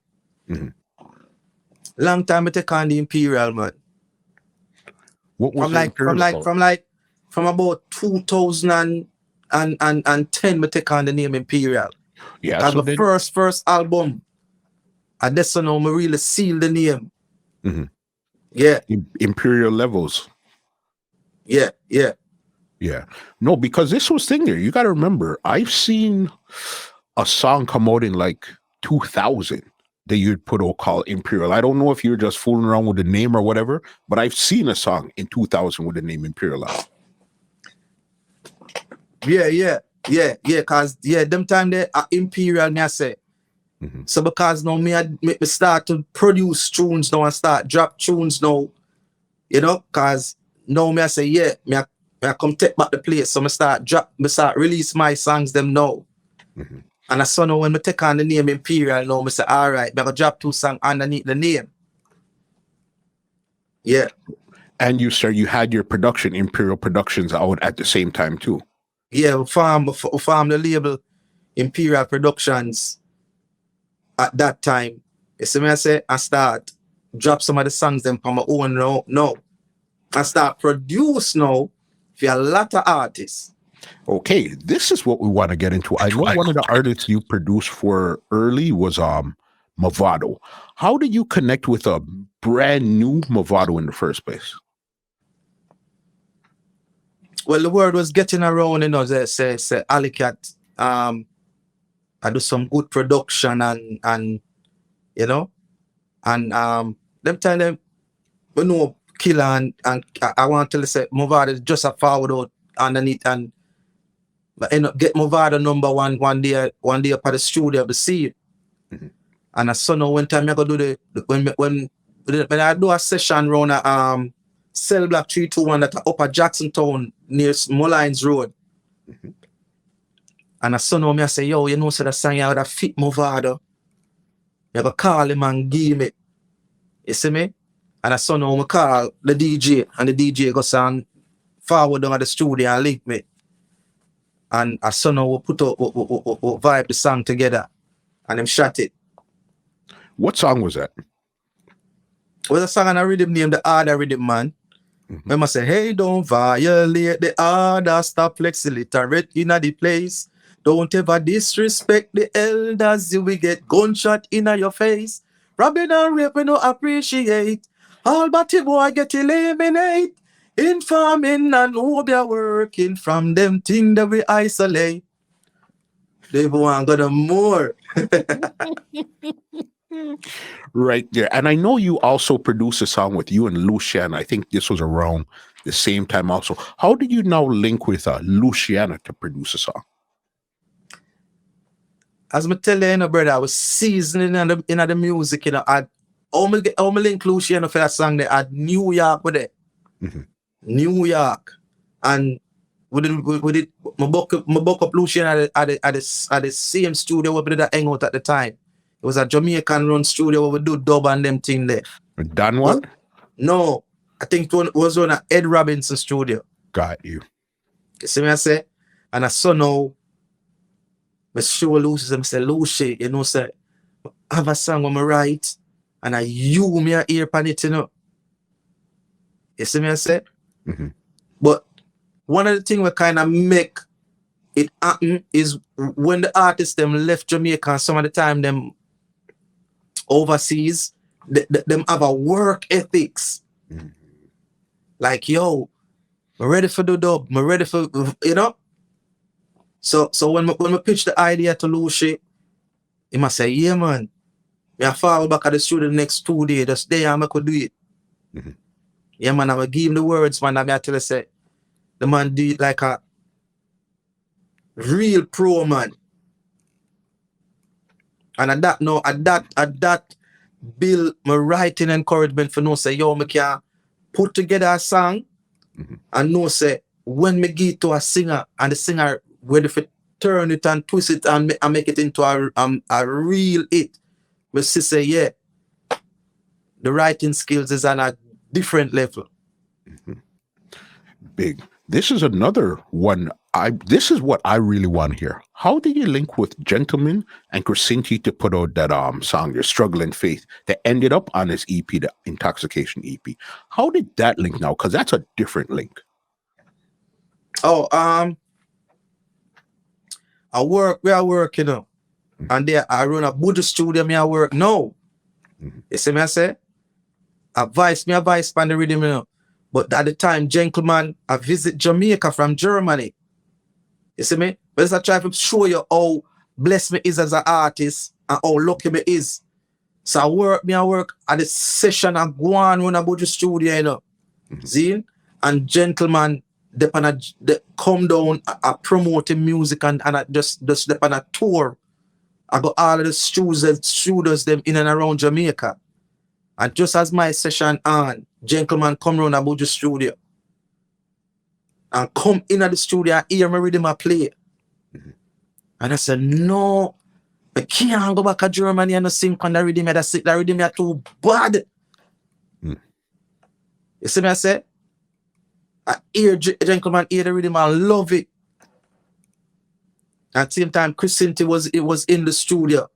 And I don't know if the two of them, link up for somewhere and come up with the melody and them do the combination. Mm-hmm. Do you know of Gentleman at this time here? This is the first time you've seen him, or okay, this is who he was from that time?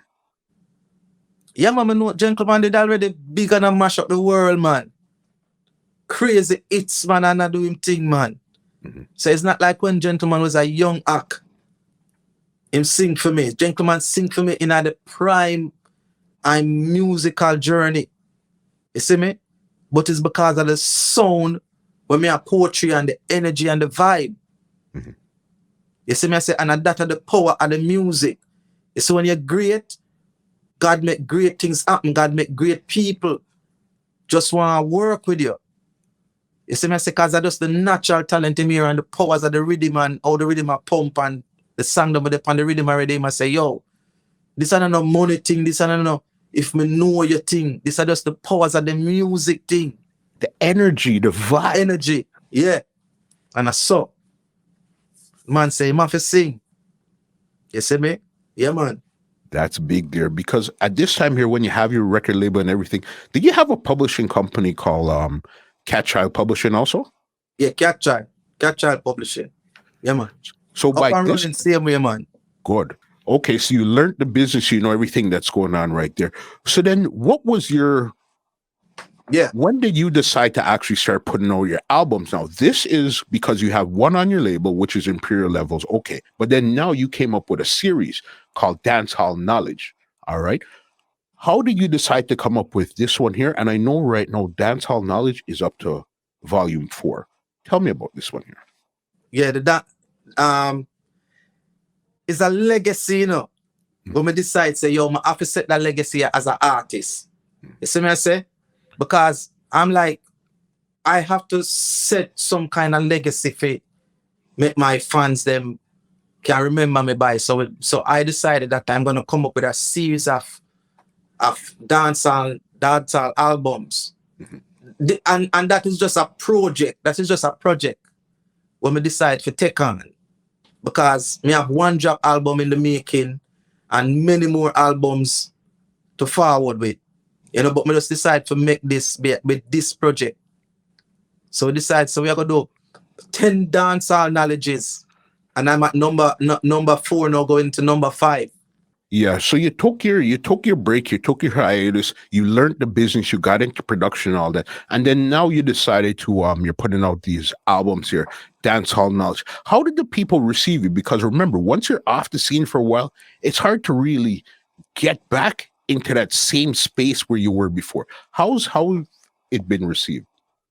Yo, it's been received because the thing is, you know, you see, once is that it's artists, but it don't already tell myself, say, it no matter if we come off of the scene for 1 year, 2 year, 5 years. Me is an inclined artist where no matter where the business is at the time, I have the lyrical content for come back and win back over the people there. You see me I say?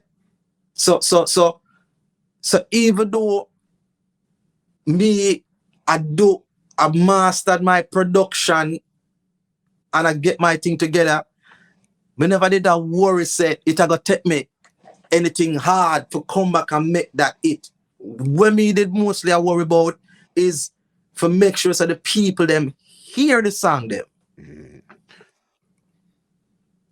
That is my main concern, you know. Oh, forget the people them to hear the song them the right way. That's why some of the time, that's why I give thanks to the social media platforms, because it opened a whole entire different door. You know? Yeah, man. And as to say for your question, the people them is accepting the music them with opening arms, man. Pure positive response. Right now, I'm mostly focused on quality. Yeah. Because we know so the content them, once the fans them hear the content and the music, it's out of the box. So I'm now more as an engineer and a producer doing my thing. I'm now focusing mostly on making sure that the quality of the music is at the highest standard. And how easy or how difficult do you find that it's actually to get the masses to actually hear this music that you're putting out? Because you have enough music out, you know, boss. Enough. A lot of music, brother. That is why I decide to go with the dancehall knowledges then. Because if me for sit down and say, yo, me I go put out one song and promote it for 6 months and wait till it become a hit song before me put out another song, me feel me I go become, me I go have too much songs backlog. You know? Me I go start call artists left, right, and center, say, yo, me have a song for you, me have a song for you, me have a song for you. You see me? Which me still do have a lot of songs but me have for artists, but that is one of the reasons why I say we are doing the dancehall knowledges them. Just to make sure so the lyrical content them documented and get out and we don't have too much battle up within me, you know, musically. Free it up from there, because even this song No More Garrison, this came out a while ago, but you could see the way how you flipped it. This wasn't your gal song, them and all, and this was a good song with visuals. How do you come up with that one there to show you have a different side now also?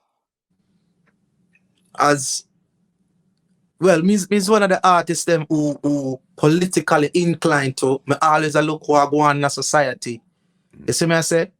So when me say how garrison living, because you grew up in the garrison, I know the mentality of the people, them I know how them live, I know how what it done to a lot of people. You see me I say? And how politicians treat people within garrisons and the whole works. Me I say, I have to come sing a song like this. We don't want no more garrisons. You see me? So it's just the way of life where the garrison do to a lot of people in a negative way, and how it will stigmatize you as a youth growing up in anywhere that have garrison communities.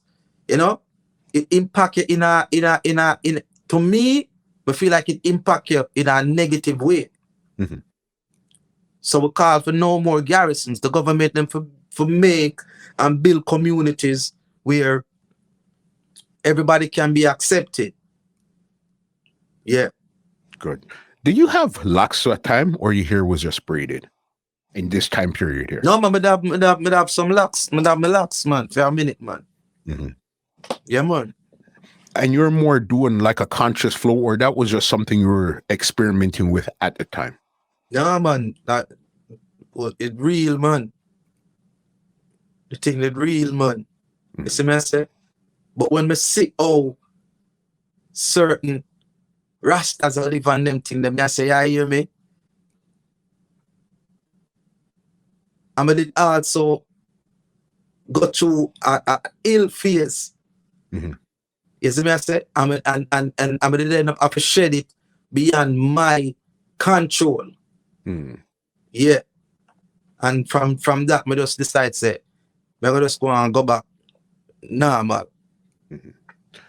When you say an ill phase, what do you mean by that? Yeah, man, the same reason why we have to shed it, man. You see me I say? But is that something we need to discuss on the program? Yeah, you see me I say?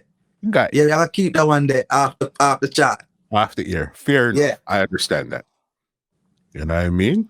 Big up there. So then you had your locks, you're doing your stuff, and then you say, okay, trim because of whatever case was. So then we're talking about Garrison. 2010, they took away Prezi 2010. How different has TG changed from 2010 to now since Prezi isn't really around anymore? Yo, to me, them places still around the same with just a younger generation of people. You see me I say? The same set of things them happen every day. The same kind of liberty. You see me I say? From me was a young youth I grew up.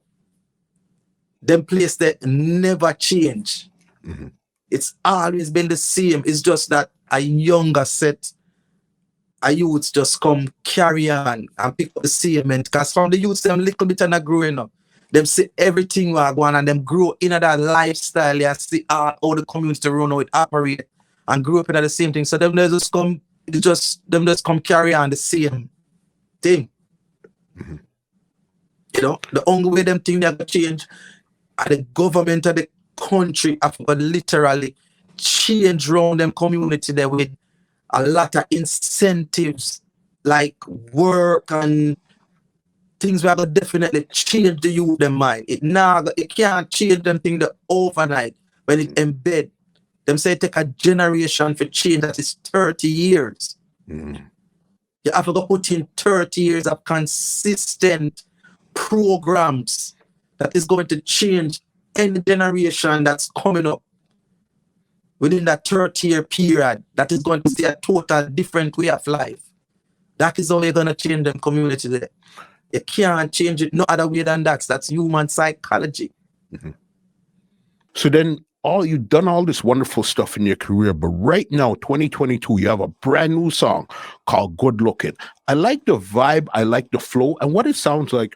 Even though you're an artist from the 90s, you don't sound like you're an artist from the 90s trying to do something in 2022. You sound like you're supposed to be doing that sound. You sound like a 2022 artist. Like Bridget, you're supposed to be doing it. Bridget, remember that me tell you, man. And we are the future for the music, and that's why Father God give me the journey where him put me through all of the things them where him put me through. Because if you we not just there for just there, you know. Me as an artist, a lot of people might not really see it, but we're there for a purpose. And I guarantee you, so the thing I gonna blow up to a big level.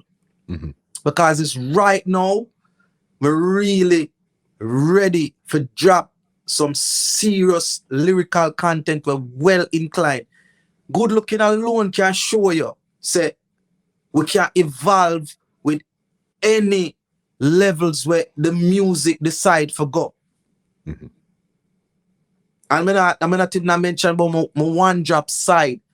You know, is only a few artists have that multi-talented level within the industry where you can really sing a one drop, sing a hardcore girl song, sing a bad man song, or just a total different topic, and it can have that influential impact on people. It's only a few artists within the music industry have that talent, and I'm one of them.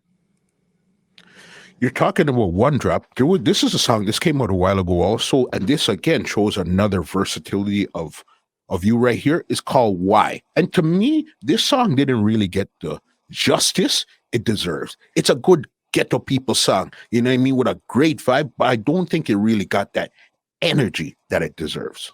Yeah, man, the songs even up to today, as me there so last week, a selector sent me a clip of video where them a play it in a St. Lucia, and I get a big forward. So the everlasting music is everlasting music. You see me I say? You know how the business stay within Jamaica, say more time how it go, but as long as the song is powerful, it's gonna last. And definitely it's the truth to saying the song should have been a more mega song. But the best thing is for the song last forever and keep breaking new barriers more than it's a bubblegum song and nobody don't want to hear it. As an artist that came up from the 90s and you're still in the business right now, how easy or how difficult is it to actually get your music played on the radio stations right or wrong? Like, do you still have that respect from like the industry players, like radio people and stuff like that in a 2022 setting? Well, as we say, you know, it's just, yeah, I think it's kind of still up on the same level. I just, you have to just make the links them and just promote your song according to how you can promote it. You see me I say?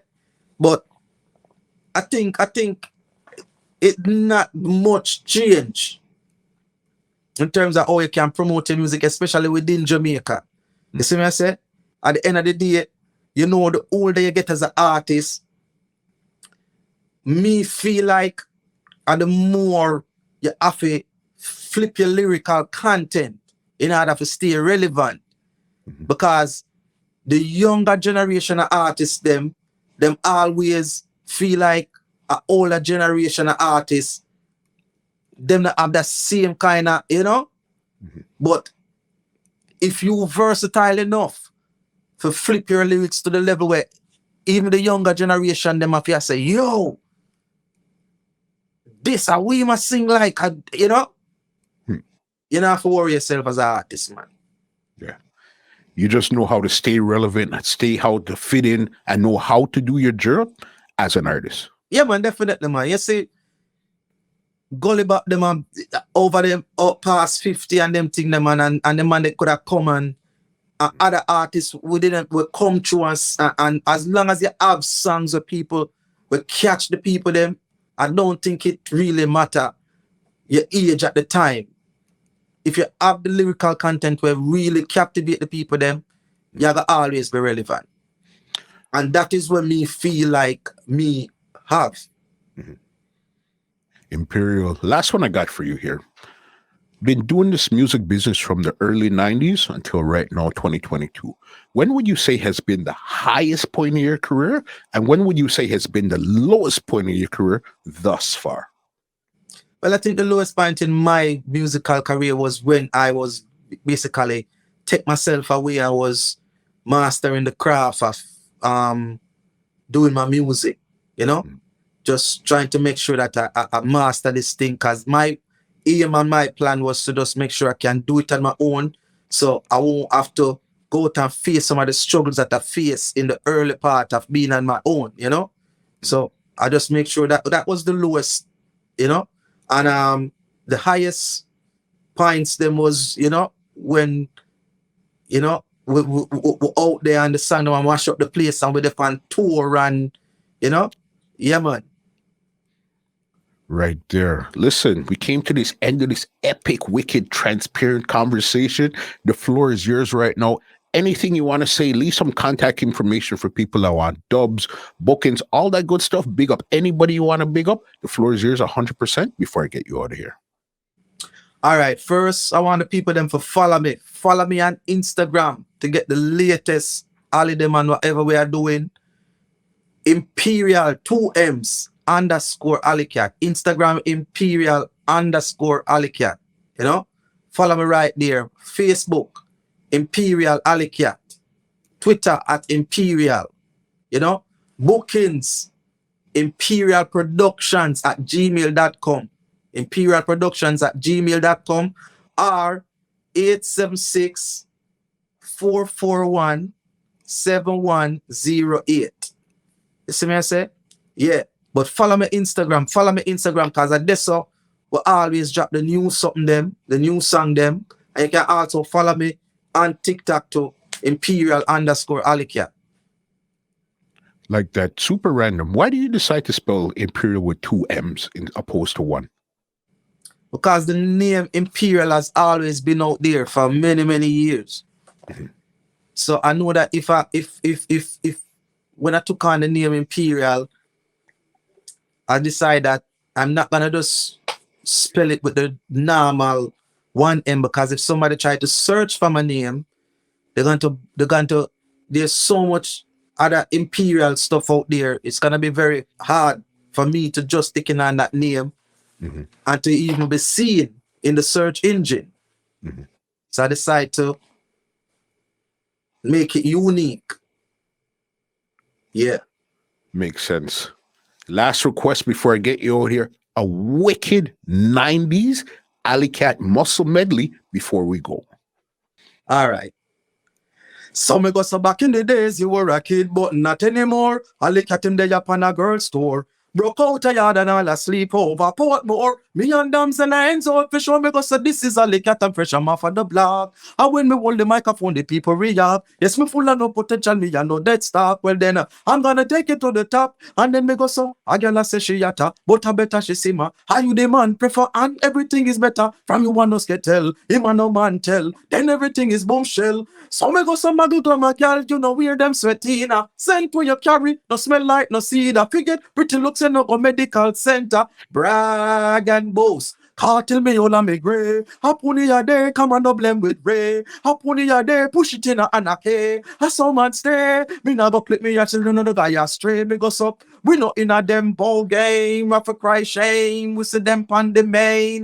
Them a eat never better soar and a explore. We are done. So me go say hotter, ya hotter, ya hotter. Some gyal are chinella, chinella, chinella. Them want to take your fella, your fella, your fella. No vacancy, no there, no there. Hey. Woman, you got the key for the Lexus. That's right, for 2000 in a tech bus. Why they don't care about us? Yo, too much song, man. Too much hits, man. It's crazy the amount of music that you've put out in your career. If you've ever really sat down and tried to count the songs that you have, it would be crazy, boss. I'm talking you have enough music out right now. Yo, enough. That's why I'm telling you we're gonna be the greats. Because when was if just like how Bob them do it, you know, my thing might happen in its own way. But I always I think the futuristic and all the music them what we are don't know, people are gonna start discover them as times go by, because the music them is futuristic music where I gonna live with you. Me know how to make them kind of music there. So me just make the music and make them available. Me just play a song when me do how long ago in our group the other day and somebody say, I when the music you do, them ready for go download it, buy it, and drop it in a them playlist. So I know the dancehall knowledge is them when me I do know. As people come across them, everybody are gonna have them favorite song, and I guarantee you, these albums are gonna be a master classics for future generations of music players. And no, them not hear nothing yet, my brother. We have some style and pattern for drop. Yeah. You can hear it in a good looking. The latest one where you just start, but we need to stress a little bit on that too. Where could they check out the music online? Yo, follow me on Spotify.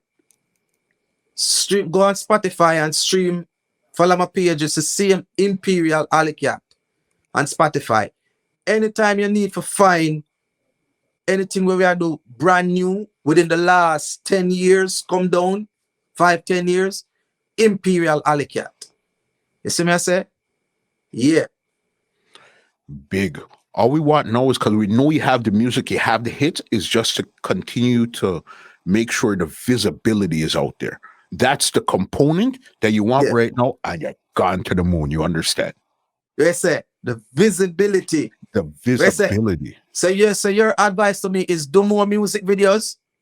More music videos, and try to get it in as much places as possible, because one thing I do know with music is this: is Jamaica is the nucleus. From it's happening there, it's going on everywhere else, but there's so much markets around the world too that your song might not be playing in Jamaica, but you're dominating other places. You understand? That's just the business. So just stay more visuals, because I know you put out a lot more visuals, and try to get into more places, and then you're off to the races, boss. Just like that. Definitely. The work non-stop, brother. And just, you're going to see a great deal moving forward. Because with everything set now, we have the producing mastered, the mixing mastered, and everything on the level. So now them are going to start get some real authentic songs again. Because we have the whole package. Yeah. Imperial Alley Cat. Epic, great conversation from somebody that I said we've seen do amazing things, but to hear your journey into this business, the highs, the lows, and the in-betweens, has been nothing short of epic, big boss. You understand? Definitely, man. Definitely, man. Thank you so much. Let me give you an outro and get you out of here. All right? Blessings. Well, ladies and gentlemen, this is Muscle, and this has been another Two Line Music Cuts Entertainment Report podcast, and we are out.